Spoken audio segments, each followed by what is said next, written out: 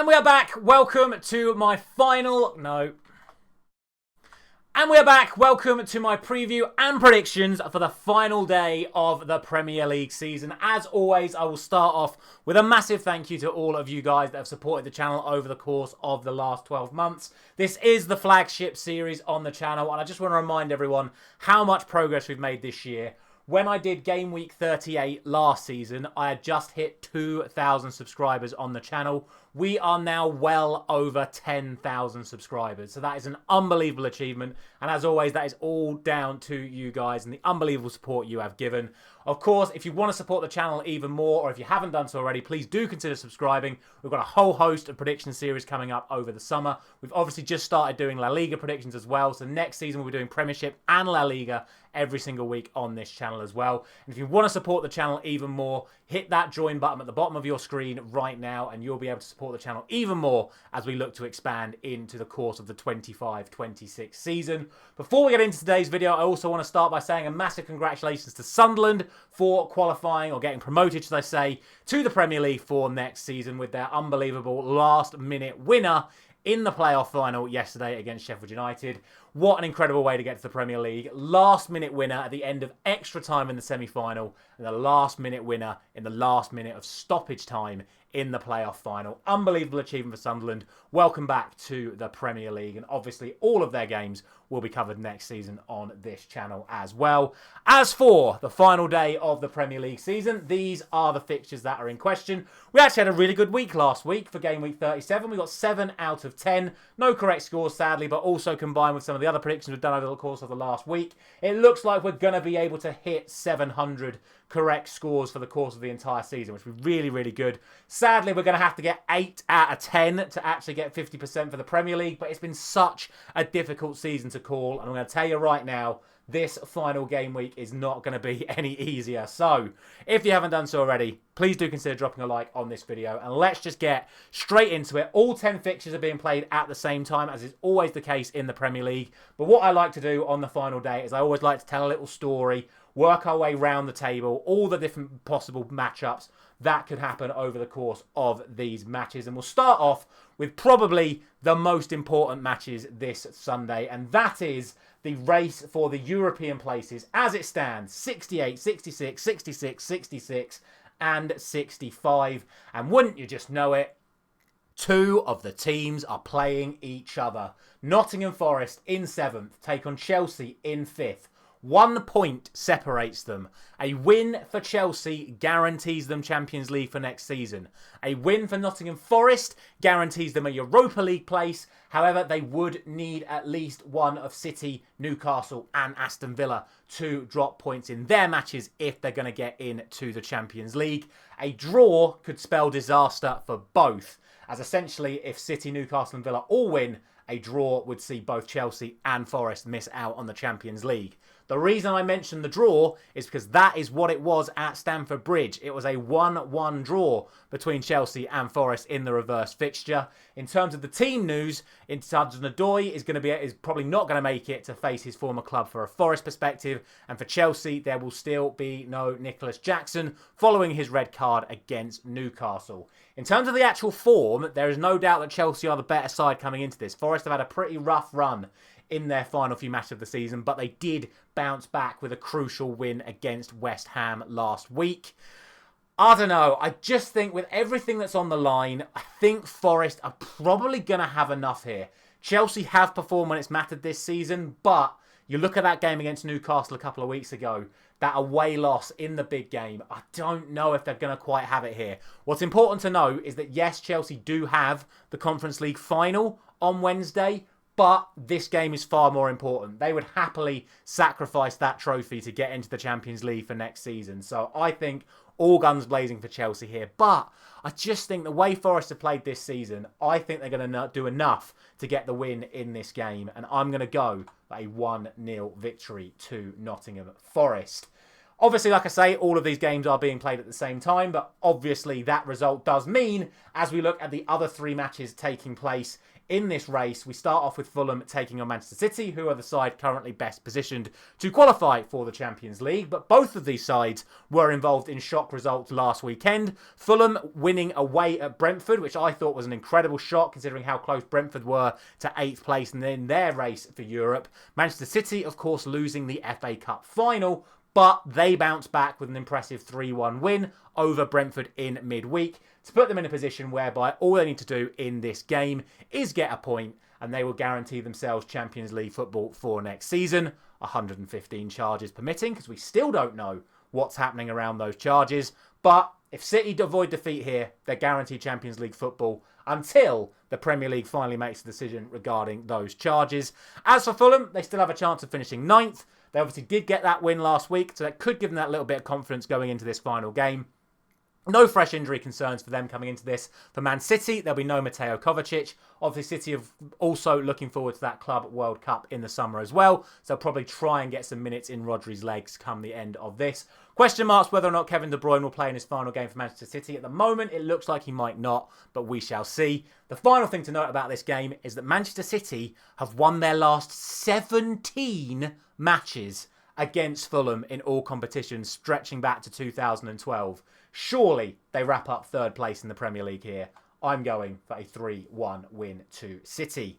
That then takes us to Newcastle and Everton. And in my opinion, Newcastle actually should have wrapped up the Champions League spot last week. In my opinion, they were the better side against Arsenal. They had enough chances to beat Arsenal. But with no Isak, with David Raya on phenomenal form and another Declan Rice screamer, they went down 1-0, and it means that they put themselves in this position where they do need to get that win against Everton to secure Champions League qualification. That's not going to be easy, though, because back-to-back wins for Everton guarantee that they will finish 13th. They can't finish 12th, they can't finish 14th. They are going to finish 13th, whatever happens in this match. In terms of the team news, there are going to be late fitness tests for both Isak and Joelinton for Newcastle. Seamus Coleman looks likely to miss for Everton after going off early last week. The last 2 meetings between these two sides have ended in a draw. There's no guarantee of a Newcastle win here, but with everything on the line, I fancy Newcastle to get the result, like they did against Chelsea a couple of weeks ago. I'm going for 2-0 to Newcastle, which means that Aston Villa are going to have to go to Old Trafford to get the win to give themselves the optimal chance of qualifying for the Champions League next season. Obviously, they will be relying on Nottingham Forest to get a result against Chelsea, because if Chelsea, City and Newcastle all win, Villa can't finish higher than 6th unless they beat Manchester United by an absolutely obscene scoreline. However, after the Europa League final, anything is possible regarding Manchester United at the moment. In terms of the team news, no Tielemans for Aston Villa. He could be back, but it looks unlikely, and Rashford cannot play against his parent club. For Manchester United, De Ligt and Martinez are not going to make it, and as a United fan, I'm going to tell you, from what I saw in that Europa League final, I don't think Mazraoui is going to make this one either. We'll see, but he didn't look in a good way when he went off in that game. So I've not seen any reports about that. That's just my opinion from what I saw of him. The interesting thing about this is Manchester United actually have a very good record against Aston Villa. They've won 4 of the last 5, and they're unbeaten in all of them. There was a draw earlier on this season as well. I do think there is going to be a team that drops points here.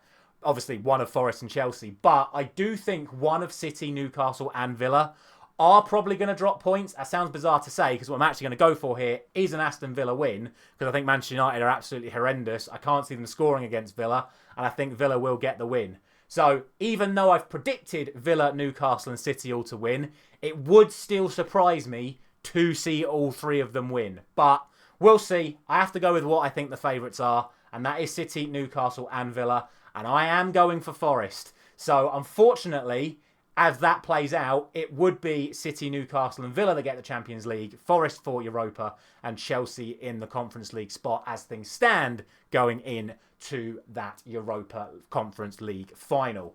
From there, we then move ourselves to the bottom and middle of the table as we then shift the picture at the bottom to both situations at once, because we've got Tottenham taking on Brighton, we've got Wolves taking on Brentford, and the race for 8th place is still on. Now, assuming that Forest do beat Chelsea, that would mean if Chelsea win the Conference League final, 8th place would still get Europe. So if Brighton don't beat Spurs, if Brighton lose to Spurs and Brentford beat Wolves, that would mean that Brentford get into the Europa Conference League for next season. Obviously, if Brighton get a draw or a win at Spurs, they are guaranteed to finish 8th and will get into the Conference League, provided Chelsea win the Conference League this season.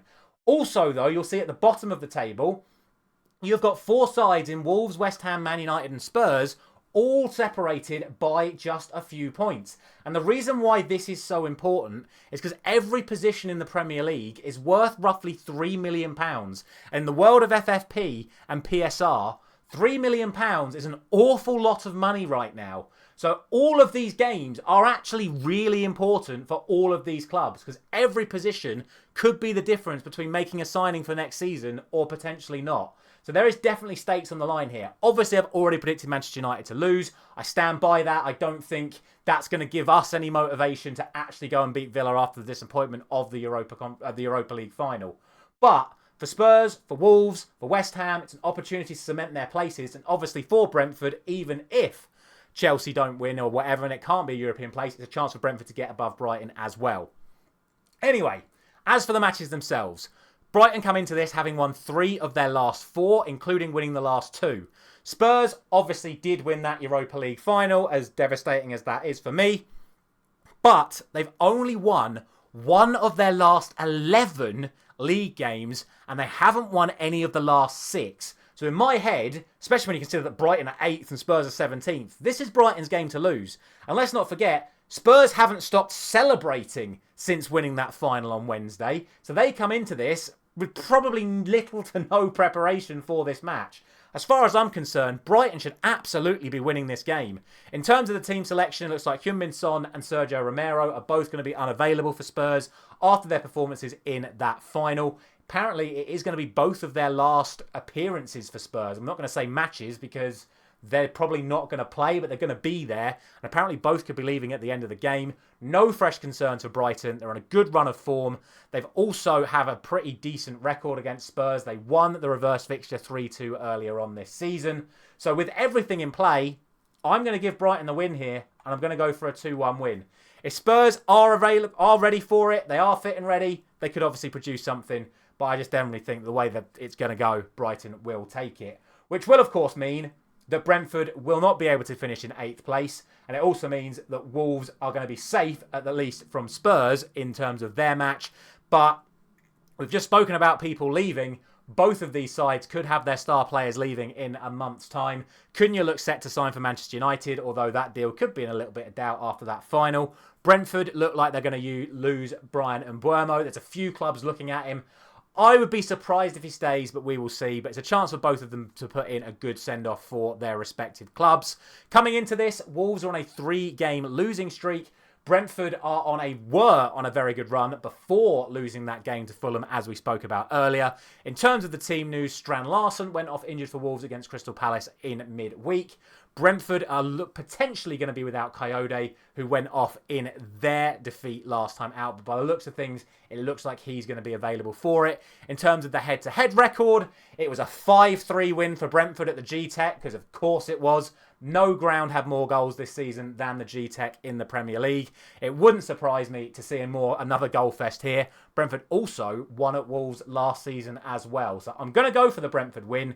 I'm going to go for 3-2. And we'll see what happens. Can Spurs give Brentford a favour? We shall see. But I still think that's the way it's going to go. And then the final game regarding this sort of mini battle at the bottom of the table sees Ipswich going up against West Ham. Ipswich lost to Leicester last week, which means they're now down to 19th in the Premier League. And they also have no wins in their last 7 matches. And anything but a win here will mean that Ipswich do finish in 19th. For West Ham, they've only actually got 1 win in the same amount of time. But that was an away win at Old Trafford a couple of weeks ago, which has put them in this position.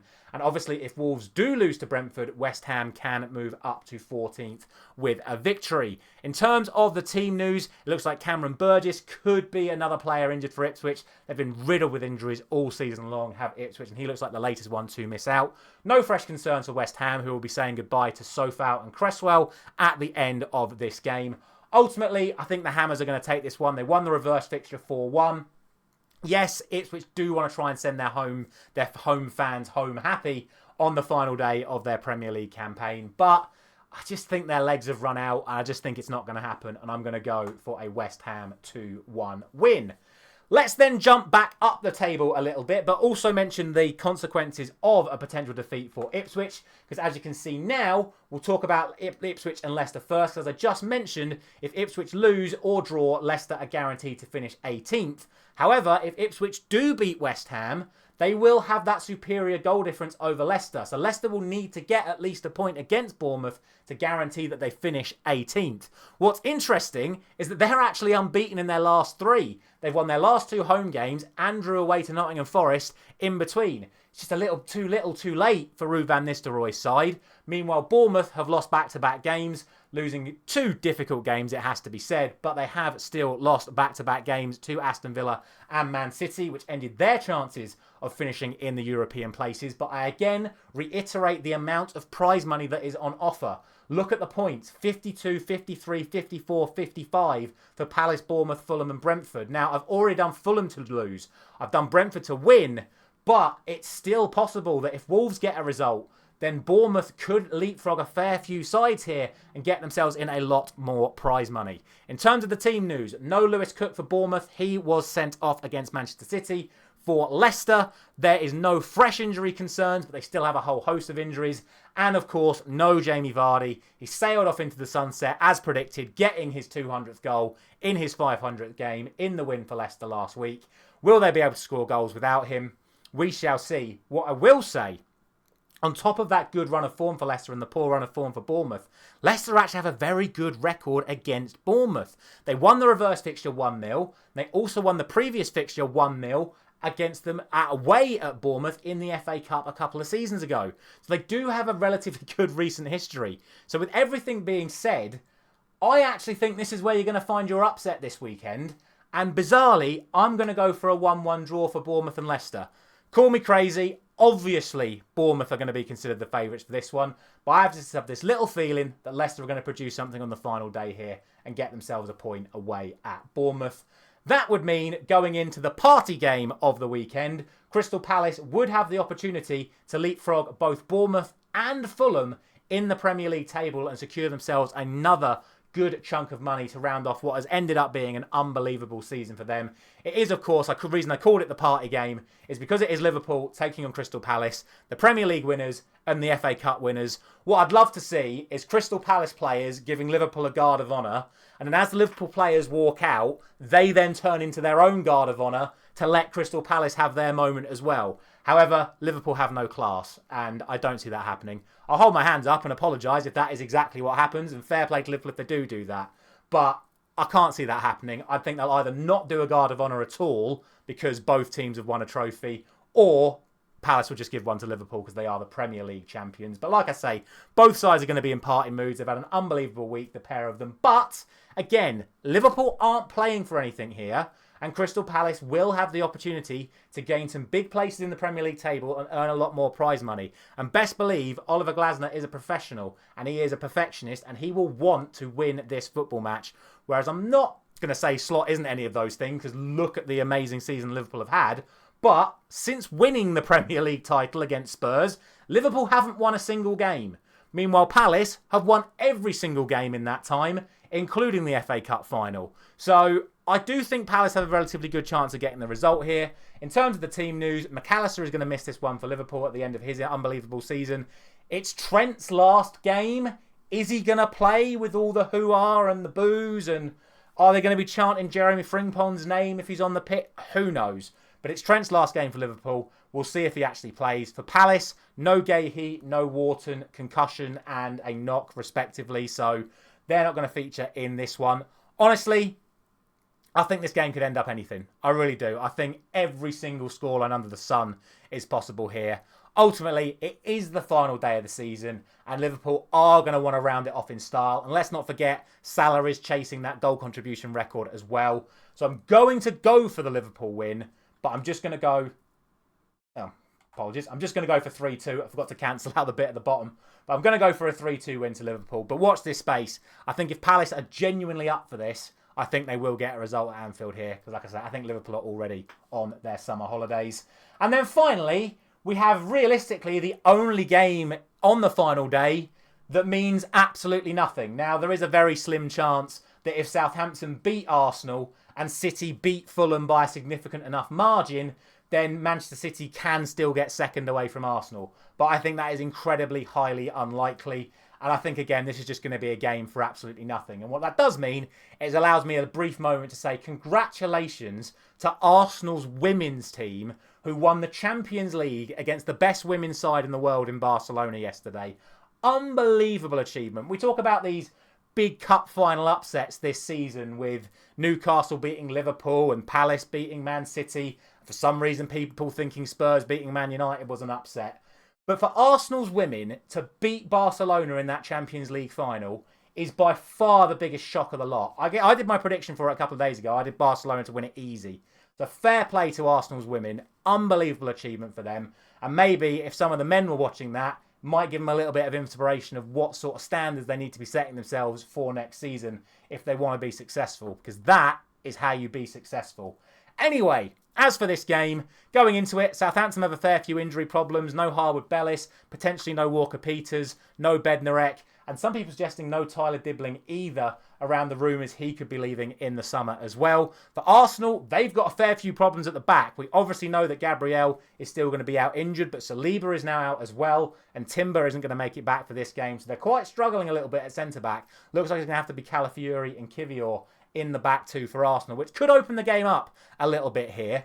Not only that, Arsenal actually haven't won away to Southampton in their last two visits, and in those occasions, the match actually mattered, and they still didn't get the result. So there is definitely a chance for Southampton here, and let's not also forget, Southampton just drew 0-0 at home to Man City when Man City were pushing for the Champions League. So there is a chance, but ultimately, I feel like it'd be stupid not to go for Arsenal here. If you can find any more reasons, as always, let me know down in the comments. But I'm going to go, for the end of the season, for the final Premier League game, a 2-0 win to Arsenal. And that will round off the season in terms of previews and predictions for the Premier League.